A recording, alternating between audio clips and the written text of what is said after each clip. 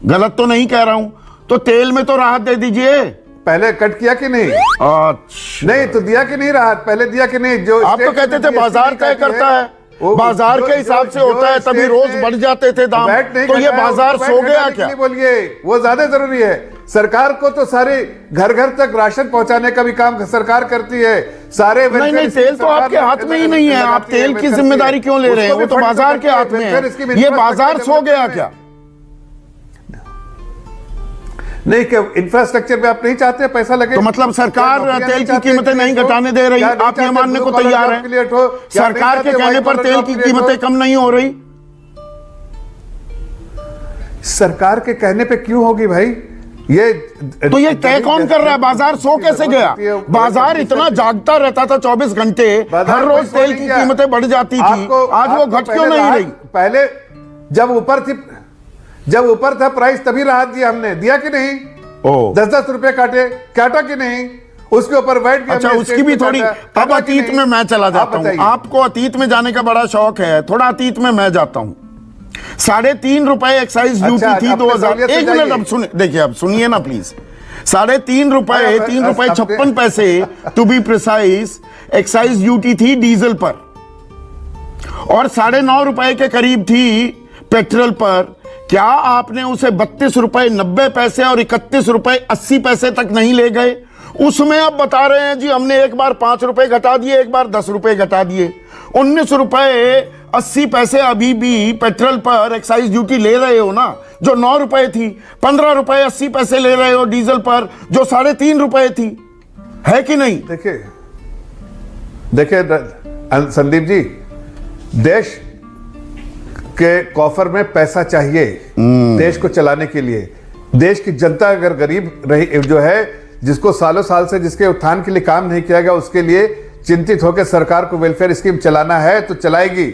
हाँ, हमने उस वक्त थोड़ा एक्साइज ड्यूटी बढ़ाया, लेकिन उसके लिए वेलफेयर स्कीम चलाई, जनता में खर्च किया, सड़कें बनवाई, इंफ्रास्ट्रक्चर डेवलप कर रहे हैं। इससे फायदा किसी देश की जनता को होगा। जिसके पास घर नहीं है उसको मकान दे रहे, जिसके घर में पानी नहीं आता पानी देने का काम कर रहे, जल से नल, नल से जल, जिसके यहाँ इलेक्ट्रिसिटी नहीं है उसके इलेक्ट्रिसिटी देने का काम कर रहे। बिल्कुल वाजिब बात है आपका, ये जो वैलिड बात होगी, अमीरों की चिंता करते हैं। क्या बात करते हैं संदीप जी आप? सरकार को पैसा चाहिए, बिल्कुल। क्यों आप खाली चिंता करते हैं उन लोगों की जिनकी चिंता अपने आप ही हो रही है? अरे गरीबों की भी तो चिंता कीजिए। अरे सुन तो लीजिए, सरकार को भाई पैसे की जरूरत है, बिल्कुल मानते। बताइए, आम आदमी को भी तो पैसे की जरूरत है। मेरी जेब में लगातार हाथ डालते रहोगे, मैं अपना घर कैसे चलाऊंगा? आपको सरकार चलानी है, मुझे घर भी चलाना है। आम आदमी के लिए तो अच्छा। सुनिए, आपने कभी सुना था इस देश में कि आयुष्मान इस भारत जैसी स्कीम जिसमें इलाज फ्री होगा? कभी सुना था? कितनी बड़ी राहत है एक गरीब परिवार के लोगों के लिए। सुना था कभी आपने सुना था कि घर घर तक राशन पहुंचाने का काम सुना था कभी? ये नई चीजें देखिए, संवेदनशील सरकार है, जफर भाई, करती है। जफर भाई, परसेंटेज तो जीडीपी में आइए, आप सांसद रह चुके हैं, जब आप ऐसी बातें करते हैं ना, ये चुनावी रैली में अच्छा लगता है। देखिए, ये एक एजुकेटेड डिबेट में अच्छा नहीं लगता। Right to food is a fundamental right in this country.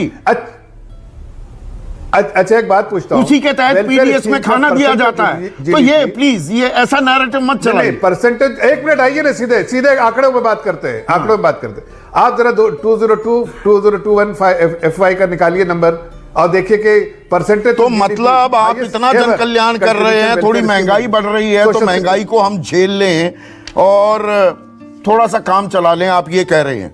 सरकार जन कल्याण कर रही है, वैश्विक एक महंगाई का दौर चल रहा है, तो उसमें हम अछूते कैसे रह सकते हैं? मोटी मोटी बातें ये कही हैं जफर इस्लाम ने। सुप्रिया श्रीनेट।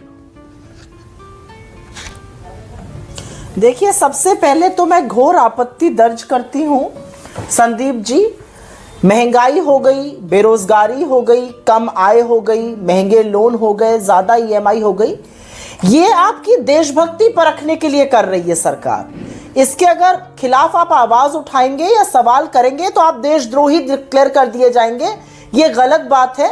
आपको लोन ज्यादा महंगे पड़ेंगे, EMI ज्यादा देनी पड़ेगी, ये आपकी देशभक्ति का टेस्ट हो रहा है। इसमें आप फेल हो रहे हैं और आपके जैसे बहुत सारे लोग भी फेल हो रहे हैं।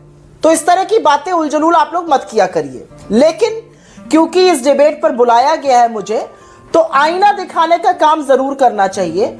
और क्योंकि आरबीआई का काम है मॉनेटरी मैनेजमेंट, तो सरकार के सारे दावों का भांडा फोड़ तो खुद आरबीआई कर रहा है। 8 महीने में 5 बार रेपो रेट बढ़े हैं।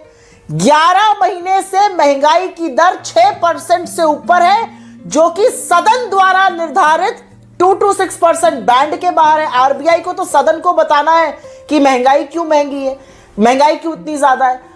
सरकार क्या कर रही है महंगाई को कंट्रोल करने के लिए, उस पर सवाल जवाब करना भूल जाइए। आरबीआई ने क्या कहा है आज, आरबीआई का स्टेटमेंट पढ़िए, और सबसे जरूरी बात उन्होंने कही है, the focus on inflation control continues, there will be no let up in our efforts. उनको लगता है महंगाई अभी बढ़ी रहेगी। और एक बात कहकर अपनी बात खत्म करती हूं, क्योंकि मूल मुद्दा वो है जो 13.5% Q1 जीडीपी जो बेस इफेक्ट से आया पर अपनी पीठ ठोक रहे थे। सेकेंड हाफ जीडीपी ग्रोथ 4.3% पे आने वाली है और इन्फ्लेशन 6% से ऊपर रहेगा। पूछिए इनसे रियल रेट ऑफ ग्रोथ क्या रहेगा, बता पाएंगे हमें? ये real rate of growth negative रहेगा सेकेंड हाफ का, उसके बारे में कोई चर्चा ही नहीं।